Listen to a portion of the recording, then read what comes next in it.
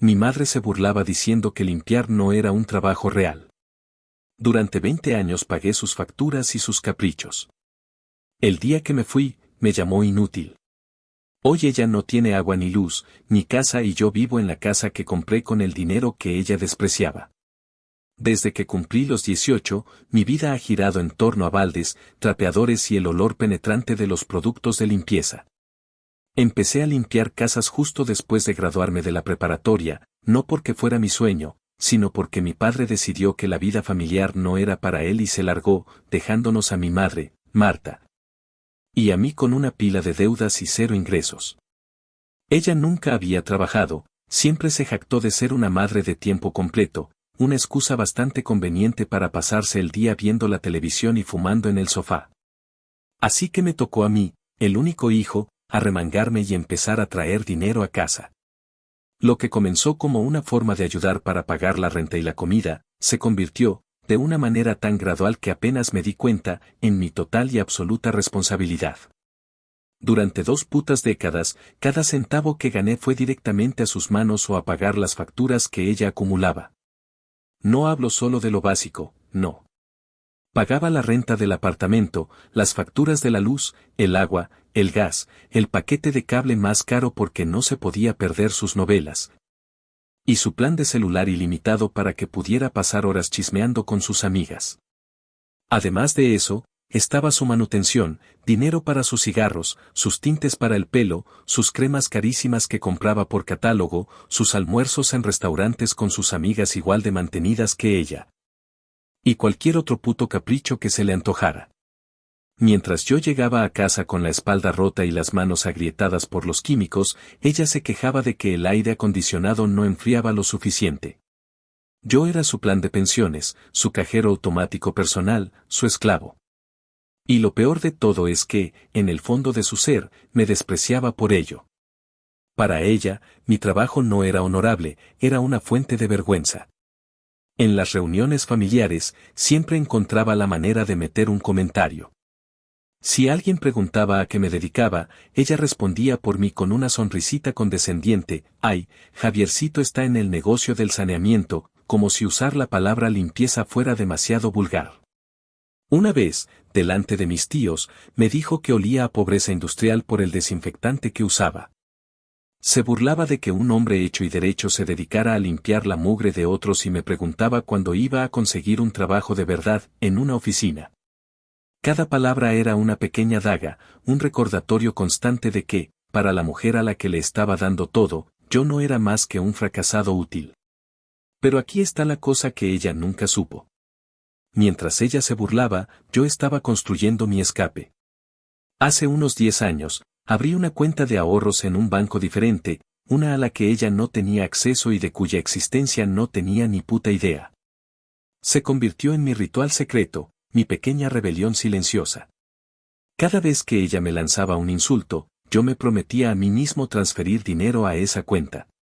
Cuando me dijo que mis manos parecían lijas de carpintero, transferí $100. Cuando se quejó de que mi camioneta de trabajo era un cacharro feo aparcado frente al edificio, fueron 200. Sus insultos se convirtieron en el combustible de mi libertad. Me volví increíblemente bueno en mi trabajo, conseguí clientes en los barrios más ricos de la ciudad, gente que no solo pagaba bien, sino que pagaba puntualmente y me daba bonos por Navidad. Aprendí a administrar mi dinero con una disciplina casi militar. Y todo ese dinero, todo ese resentimiento convertido en capital, fue a parar a esa cuenta. Hace 3 meses, todo ese sacrificio dio sus frutos, pagué el enganche de una casa. Es una casa modesta en un barrio obrero, de 3 recámaras y con un pequeño patio trasero que está hecho un desastre, pero es mía. Mía, joder. He pasado las últimas semanas, después de mis jornadas de 12 horas, lijando pisos, pintando paredes y arreglando pequeñas cosas, sintiendo por primera vez en mi vida que estaba construyendo algo para mí. La confrontación final ocurrió ayer. Llegué al apartamento más tarde de lo habitual, agotado y oliendo a cera para pisos. Marta estaba en su trono, el sofá hundido, con el control remoto en una mano y un cigarro en la otra, inmersa en algún drama televisivo. No dije nada, simplemente caminé hacia el televisor y lo apagué. El silencio repentino la sobresaltó. Me miró con una furia que habría intimidado al viejo yo. Antes de que pudiera soltar su veneno, saqué de mi bolsillo el llavero con la única llave de mi nueva casa y lo dejé sobre la mesa de café. Le expliqué, con una calma que no sabía que poseía, que había comprado una casa y que me mudaba el próximo fin de semana. Le dije que la renta de ese cuchitril estaba pagada hasta final de mes, pero que a partir del día 1, ella estaba por su cuenta. Primero, se quedó en silencio, procesando la información. Luego, soltó una carcajada, una risa áspera y llena de desdén que resonó en la pequeña sala. Me preguntó si me había vuelto completamente loco, que de dónde coño un limpiapisos como yo iba a sacar el dinero para comprar una casa, a menos que me hubiera metido en algo ilegal. Fue entonces cuando la miré directamente a los ojos y le dije que la casa la había comprado con cada dólar que ella despreció, con cada hora extra que trabajé mientras ella dormía, con cada insulto que me tragué. Le dije que su fuente de ingresos se había secado para siempre. Su rostro se transformó. La burla desapareció y fue reemplazada por una máscara de pura rabia. Se puso de pie y empezó a gritarme, diciéndome que era un inútil, un malagradecido, un hijo de la chingada que la estaba abandonando en su vejez. Gritó que se lo debía, que era mi obligación cuidarla por haberme traído al mundo. Yo solo la dejé gritar. Cuando finalmente se quedó sin aire, le dije la última cosa que le diré en mucho tiempo: tú no me criaste, Marta. Me usaste como un plan de jubilación. Y tu plan acaba de quebrar. Me di la vuelta, me metí en mi cuarto y empecé a empacar mis pocas pertenencias en cajas de cartón. Mi teléfono ha estado vibrando sin parar desde entonces, seguramente son mis tíos y tías, a quienes ya les habrá llamado para contarles su versión de la historia. No he contestado. Mañana, por primera vez en mi vida, dormiré bajo un techo que es completamente mío, un techo construido con sudor, cloro y 20 años de humillación. Actualización 1. Han pasado 3 semanas. 3 semanas desde que cerré la puerta de ese apartamento por última vez y no miré atrás. Ahora mismo estoy sentado en el porche de mi propia casa, en una silla plegable barata que compré en Walmart, viendo cómo los últimos rayos de sol pintan el cielo de naranja. El silencio es lo que más me impacta. Es un silencio denso, casi palpable, interrumpido solo por el zumbido del refrigerador nuevo o el ladrido ocasional de un perro a lo lejos. Durante 20 años, la banda sonora de mi vida fue el volumen estridente de una telenovela, el carraspeo de mi madre antes de pedirme dinero y el sonido constante de sus quejas. Ahora, el único sonido que escucho es el de mi propia respiración, y es la mejor melodía que he oído en mi vida. Todavía me muevo por la casa con una especie de incredulidad, tocando las paredes que yo mismo pinté, abriendo y cerrando los gabinetes de la cocina que instalé el fin de semana pasado. Anoche me preparé la cena, unos simples huevos con chorizo, y me senté a comer en la barra de la cocina. A mitad de la comida, me di cuenta de que estaba sonriendo como un idiota. No había nadie diciéndome que estaba usando demasiado aceite, nadie quejándose de que el olor iba a impregnar las cortinas, nadie esperando a que terminara para pedirme que le lavara los platos. Era una paz que no sabía que existía, una ligereza en el pecho que casi se sentía como un órgano nuevo. Pero esa paz tiene un precio, y ese precio es la guerra que se libra en mi teléfono móvil. El aparato se ha convertido en un artefacto de guerra psicológica. Vibra sobre la mesa con la furia de avispas atrapadas en un frasco, cada zumbido es un misil de culpa lanzado desde el cuartel general de mi familia. He tenido que ponerlo en modo silencioso permanentemente para poder pensar.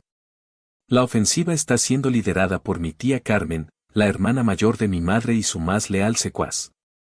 Sus mensajes de texto son novelas cortas de manipulación. Empiezan con un falso tono de preocupación, preguntando cómo estoy, para luego girar bruscamente hacia el verdadero motivo de su contacto.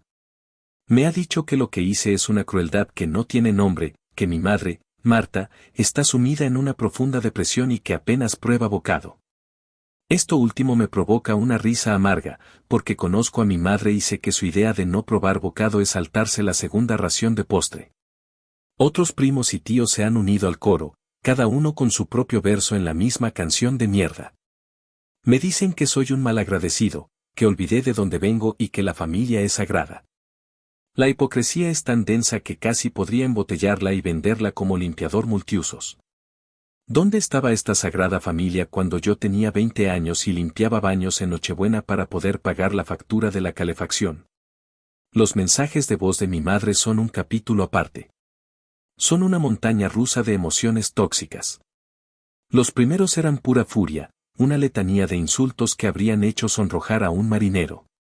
Me llamó de todo, desde bastardo hasta pedazo de mierda inútil.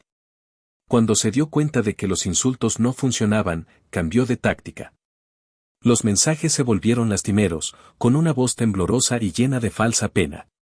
Me decía que no entendía que había hecho mal para merecer un hijo así, que se sentía sola y asustada, y que el dinero de la despensa se le estaba acabando. El último mensaje de voz, el que escuché ayer antes de decidir que ya era suficiente, fue la obra maestra de su manipulación. Empezó llorando, diciéndome que el servicio de cable estaba a punto de ser cortado y que sus novelas eran lo único que la mantenía viva. Luego, su tono cambió abruptamente y me amenazó, diciéndome que, si no le depositaba dinero inmediatamente, iba a ir a mi nuevo vecindario a tocar puerta por puerta para contarles a todos la clase de monstruo que era su hijo. Esa mezcla de súplica y amenaza, esa forma de intentar apuñalarte y al mismo tiempo pedirte que le cures la herida, es la esencia pura de mi madre. Después de ese último mensaje, supe que no podía seguir así. No podía permitir que siguieran invadiendo el santuario que con tanto esfuerzo había construido. Así que hice algo que debía haber hecho hace una década. Abrí el chat de mi tía Carmen, que acababa de enviarme una foto de mi madre con los ojos hinchados y el texto, ¿estás orgulloso de ti? Mira cómo la tienes. Respiré hondo y escribí la respuesta. No hubo insultos, no hubo gritos, solo la fría y dura verdad. Le dije que, durante 20 años, ninguno de ellos había levantado un dedo para ayudar, que se habían sentado cómodamente a ver cómo yo me deslomaba para mantener a flote a una mujer adulta y capaz. Mientras asentían a sus burlas sobre mi trabajo. Les dije que mi obligación no era con ella ni con ellos, sino conmigo mismo. Terminé el mensaje diciéndole que cualquier futuro intento de contactarme sobre este asunto resultaría en un bloqueo inmediato y permanente. Luego, sin esperar respuesta, abrí mi lista de contactos y, uno por uno, empecé a bloquearlos a todos. Tía Carmen, tío Roberto, mis primos, y finalmente, el número de Marta. Con cada contacto bloqueado, sentía como si me quitara un grillete. Cuando terminé, un silencio absoluto y maravilloso llenó mi teléfono. Me serví una cerveza bien fría, salí al porche, me senté en mi silla barata y aquí sigo, viendo cómo la noche se traga el día, sintiéndome, por primera vez, verdaderamente libre. Que se jodan todos. Actualización 2. Ya han pasado casi 3 meses desde que me mudé. El tiempo ha empezado a tener una textura diferente. La novedad inicial ha dado paso a una rutina tranquila y satisfactoria que es enteramente mía. Los fines de semana ya no son para hacer trabajos extra y recuperar horas de sueño perdidas, sino para proyectos en la casa. He pasado los últimos sábados arrancando las malas hierbas del patio trasero, que era una auténtica selva, y he nivelado un trozo de tierra donde pienso plantar un poco de césped. Es un trabajo duro, físico, que me deja cubierto de tierra y sudor, pero es una fatiga buena, de esas que se sienten productivas. Es la antítesis de la fatiga con la que solía llegar al apartamento, un agotamiento del alma causado por trabajar para un fin que no era el mío. He aprendido a disfrutar de cosas pequeñas, como el café de la mañana en el porche, escuchando el despertar del vecindario. O la capacidad de dejar una herramienta en el suelo sabiendo que estará exactamente en el mismo lugar al día siguiente. La tormenta de llamadas y mensajes se detuvo por completo después de que bloqueé a todo el mundo, y el silencio digital me ha permitido sanar una parte de mí que ni siquiera sabía que estaba tan herida. Esa paz se hizo añicos esta mañana. Estaba en la cocina, con las manos llenas de masa para panqueques, cuando mi teléfono sonó. Era un número que no reconocí, y mi primer instinto fue ignorarlo, pero algo me hizo contestar. Fue una voz vacilante, casi un susurro, la que dijo mi nombre. Era mi prima Sofía, la hija de mi tía Carmen. Era la más joven de los primos y siempre había sido más o menos decente conmigo, probablemente porque era demasiado pequeña para recordar los peores años de la tiranía de mi madre. Supuse que la habían enviado como una especie de agente secreto, una paloma mensajera para atravesar mis defensas. Sonaba genuinamente angustiada, casi al borde de las lágrimas, y me soltó la noticia sin preámbulos. Me dijo que, a mi madre, a su tía Marta, le habían cortado la luz y el agua el día anterior. Describió una escena sacada de una película de drama, mi madre sentada en la oscuridad del apartamento, usando velas para alumbrarse, sin poder tirar de la cadena del inodoro ni calentarse un poco de comida. Sofía me dijo que era una situación inhumana, que Marta estaba asustada y que no paraba de llorar. Esperó a que yo reaccionara, probablemente esperaba una explosión de culpa, una promesa inmediata de que iría a arreglarlo todo. Dejé la espátula en el mostrador y me limpié las manos lentamente en un trapo, tomándome un momento para que la rabia inicial no se apoderara de mi voz. Cuando finalmente hablé, mi tono fue tan tranquilo y desprovisto de emoción que creo que la sorprendió. Lo único que le pregunté fue, ¿y por qué no pagó las facturas, Sofía? Hubo un silencio al otro lado de la línea, roto solo por un pequeño sollozo. Luego vino el guión que seguramente le habían hecho memorizar. Me dijo que como iba a pagar, si no tenía dinero, si yo, su único apoyo, la había abandonado a su suerte. Me dijo que era mi madre, una mujer de casi 60 años a la que nadie le daría trabajo, y que mi deber era cuidarla. Dejé que terminara su discurso, notando cómo cada frase era un eco de las mismas manipulaciones que había escuchado toda mi vida. La diferencia es que esta vez, las palabras rebotaban en mí sin encontrar un lugar donde anidar. La culpa, esa vieja y pesada amiga, simplemente no apareció. Fue entonces cuando decidí, por última vez, explicar la realidad de la situación, no por ella, sino por mí. Le pedí que recordara la Navidad de hacía 2 años, cuando mi madre se apareció con un abrigo de piel sintética carísimo. Le pregunté si sabía que, para pagar ese abrigo, yo tuve que vender el viejo reloj de mi abuelo, el único recuerdo que tenía de él. Porque Marta me había montado una escena diciéndome que le daba vergüenza ir a la cena familiar con su abrigo viejo y raído. Le pregunté si alguna vez se había preguntado por qué yo nunca salía de vacaciones, por qué siempre usaba la misma ropa de trabajo desgastada o por qué mi única comida en muchos días consistía en sándwiches de mortadela. Le expliqué, con un detalle brutalmente honesto, que cada capricho de su tía, desde las cenas en restaurantes hasta las suscripciones a revistas de chismes, había sido pagado con mi sudor y mi sacrificio. Tuvo 3 meses, le dije, 3 meses enteros con un techo sobre su cabeza y comida en el refrigerador para buscar una solución. 3 meses para llamar a una agencia de empleo, para pedir trabajo de recepcionista, de cajera, de lo que fuera. 3 meses para vender los muebles que no necesitaba o las joyas baratas que acumulaba. Pero no hizo nada. Se sentó en su trono, el sofá, a esperar que el mundo se adaptara a ella, a que yo me rompiera y volviera arrastrándome. Le dije a Sofía que la situación no era inhumana, sino que era la consecuencia directa y matemática de las decisiones de su tía. Le dije a mi prima que tenía 2 opciones. La primera era reunir a la Sagrada Familia y hacer una colecta para pagar las facturas de Marta. La segunda era acogerla en sus casas para que vieran de primera mano lo que era convivir con ella. Lo que no era una opción, le aclaré, era volver a llamarme para pedirme un solo centavo o un gramo de mi energía. Le dije que mi dinero ahora se destinaba a pagar la luz y el agua de mi propia casa, la casa que me había ganado a pulso. Antes de que pudiera responder, le dije adiós y colgué. Inmediatamente, lo que es un número también. Me quedé un momento de pie en la cocina, sintiendo el peso de esa conversación. Pero no era un peso de culpa. Era el peso de una puerta de hierro cerrándose definitivamente. Me di la vuelta, volví a mi sartén y me preparé los mejores putos panqueques que he comido en mi vida. Los comí en silencio, en mi cocina iluminada por el sol, y supe que había tomado la decisión correcta. Actualización 3. Han pasado 7 meses. 7 meses de una paz que se ha vuelto mi nueva normalidad. El pequeño trozo de tierra en mi patio trasero ya no es un manchón de polvo y malas hierbas, ahora es un rectángulo de césped verde y luchador que corto cada 2 domingos. Es mi pequeño orgullo. He construido una rutina que gira en torno a mi trabajo y mi hogar. Mis clientes están contentos, mi negocio es estable, y por primera vez en mi vida adulta, no siento ese nudo de pánico en el estómago cada vez que se acerca el fin de mes. He aprendido a respirar hondo.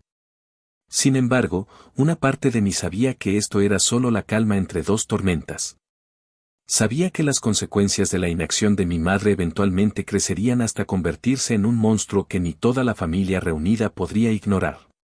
Y la semana pasada, ese monstruo finalmente derribó la puerta.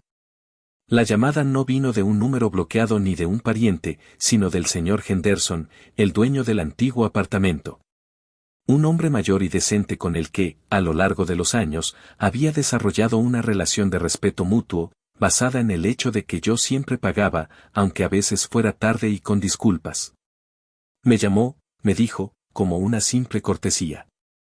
Su voz sonaba cansada, la de un hombre que no disfruta dando malas noticias. Me informó que el proceso de desalojo de mi madre había llegado a su fin. Había ignorado cada aviso, cada carta, cada advertencia. El juez había emitido la orden final. Tenía 30 días para desalojar la propiedad.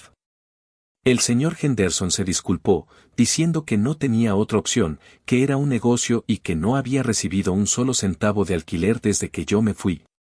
Le agradecí la llamada y la cortesía, le aseguré que no tenía nada de qué disculparse y colgué. Sabía exactamente lo que vendría después. La explosión nuclear no tardó ni 24 horas en llegar. Mi teléfono, que había estado tan maravillosamente silencioso, comenzó a sonar desde un número desconocido. Era mi tía Carmen, por supuesto, con una voz que no era de súplica, sino de una indignación autoritaria, como si yo fuera un empleado insubordinado al que estuviera llamando al orden. Me informó, como si yo no lo supiera ya, que la pobre de Marta iba a ser arrojada a la calle por mi culpa. No hubo preguntas sobre mi versión de los hechos, solo una andanada de acusaciones.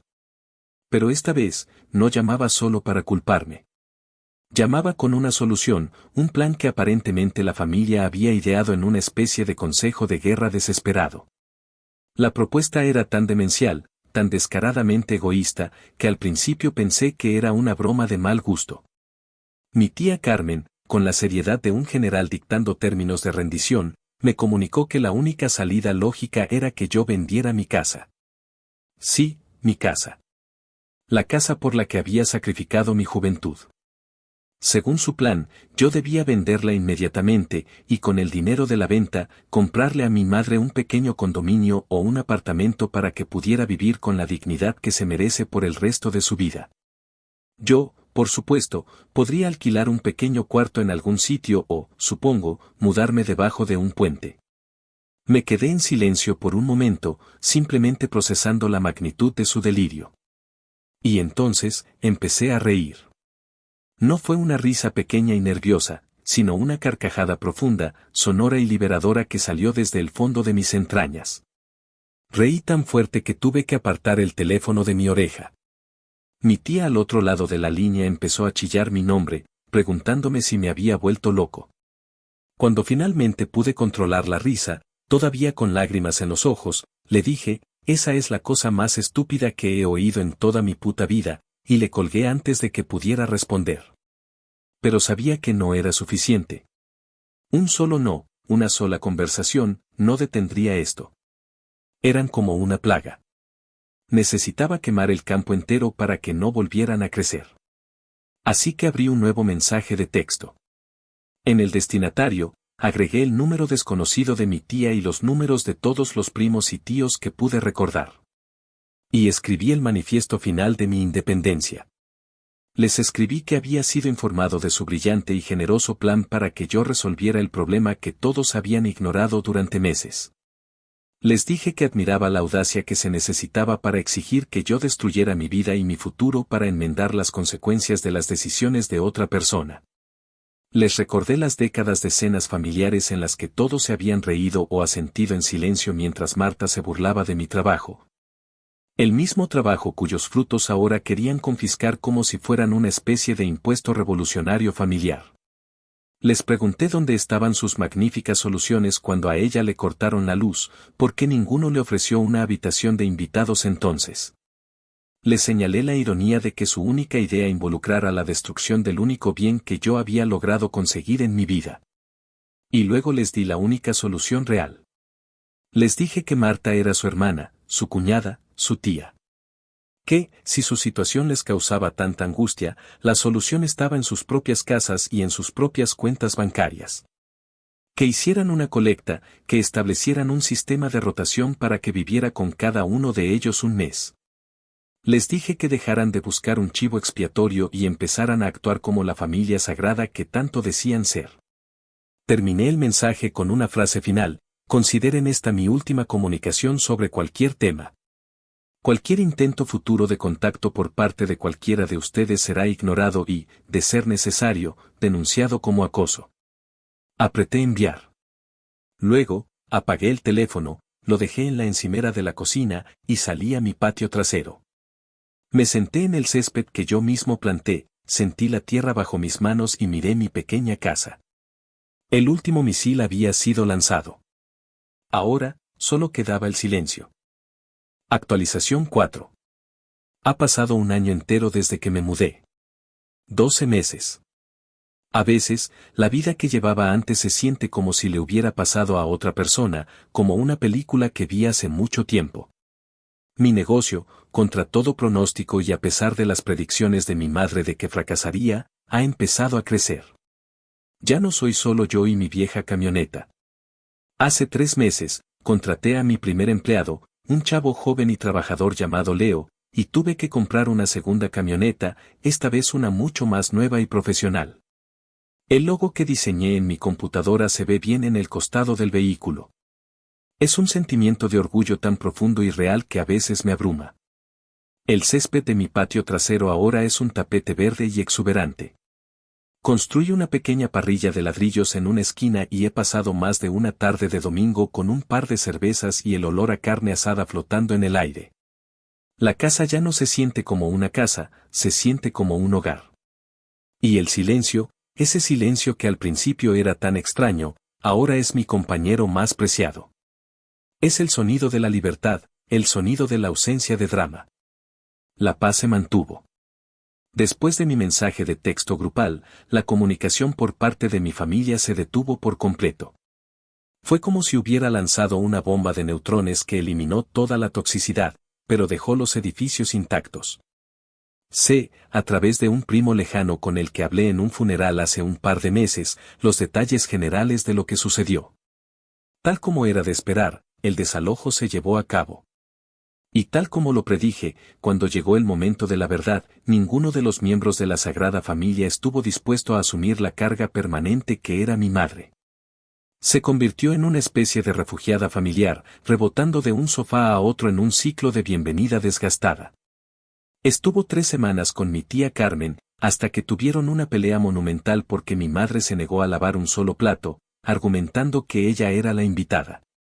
Luego pasó casi 2 meses en un cuarto de servicio en casa de mi primo Ricardo, hasta que la esposa de Ricardo le dio un ultimátum, harta de escucharla quejarse de todo y de fumar dentro de la casa. Su orgullo y su veneno la hacían una invitada imposible de alojar a largo plazo. Nadie quería lidiar con el agujero negro de amargura y exigencias en el que se había convertido. Y entonces, hace aproximadamente un mes, la vi. Fue la primera y única vez que la he visto desde el día que me fui. Estaba en Target, en el pasillo de los productos de limpieza, irónicamente. Buscaba un nuevo tipo de desengrasante que un cliente me había recomendado. Cuando levanté la vista, ella estaba al otro extremo del pasillo, empujando un carrito con solo un par de artículos de marca barata dentro. Tardé un segundo en reconocerla. Se veía gastada. El cabello, que siempre había sido su orgullo, teñido de un rubio impecable, ahora mostraba varios centímetros de raíces grises y descuidadas. Llevaba unos pantalones de chándal manchados y una sudadera vieja que ni siquiera era de ella. Pero lo más impactante era su rostro. La expresión de superioridad y desdén que siempre había llevado como una máscara había sido reemplazada por un rictus de amargura permanente, las comisuras de sus labios caídas en una mueca de resentimiento crónico. Nuestros ojos se encontraron por encima de las estanterías de cloro y amoníaco. Por un instante, el tiempo se detuvo. Vi un destello de algo en sus ojos, sorpresa seguida de una ira incandescente. Yo, por mi parte, no sentí el golpe de pánico o culpa que esperaba. Solo sentí una extraña y distante tristeza. Pensé que me gritaría, que se acercaría a insultarme. Pero hizo algo mucho peor, algo mucho más propio de ella. En lugar de confrontarme directamente, decidió montar un espectáculo para el público. Su rostro se contorsionó en una máscara de víctima agraviada y su voz, de repente aguda y temblorosa, se elevó por todo el pasillo. Empezó a señalarme con un dedo tembloroso y a gritar. Le gritaba a la señora que buscaba suavizante, al empleado que reponía estantes, a cualquiera que pudiera oírla. Gritaba que yo era su hijo, el monstruo que la había dejado en la calle. Que mientras yo cegaramente compraba lujos, ella, su propia madre, no tenía donde caerse muerta. La gente se detuvo. Las cabezas se giraron. Sentí las miradas de todos clavándose en mí, cargadas de juicio y curiosidad morbosa. El viejo Javier se habría encogido, se habría puesto rojo de vergüenza y habría huido de la tienda. Pero el viejo Javier ya no vive aquí. Simplemente la miré, a esta mujer desaliñada que gritaba mentiras en medio de un supermercado, y no vi a mi madre. Vi a una extraña teniendo un colapso. Sin decir una palabra, sin cambiar mi expresión, giré lentamente mi carrito, le di la espalda y me dirigí al pasillo de al lado. No corrí, no me apresuré. Simplemente continué con mis compras como si el sonido de sus gritos fuera el de una radio mal sintonizada. Mientras caminaba hacia la caja, todavía podía escuchar sus gritos perdiendo fuerza a lo lejos, convirtiéndose en sollozos frustrados. Pagué mis cosas, salí a la luz del sol y me senté en mi camioneta por un largo rato. No estaba temblando. No estaba enojado. No estaba triste. Lo que sentía, más que nada, era un profundo y absoluto alivio. Esa escena horrible y humillante había sido, en realidad, un regalo. Fue la prueba final de que el control que ella tenía sobre mí estaba completamente roto. Sus armas más poderosas, la culpa y la vergüenza pública, ya no me hacían ni un rasguño. Eran balas de fogueo. Me di cuenta en ese momento de que mi venganza nunca fue verla sufrir.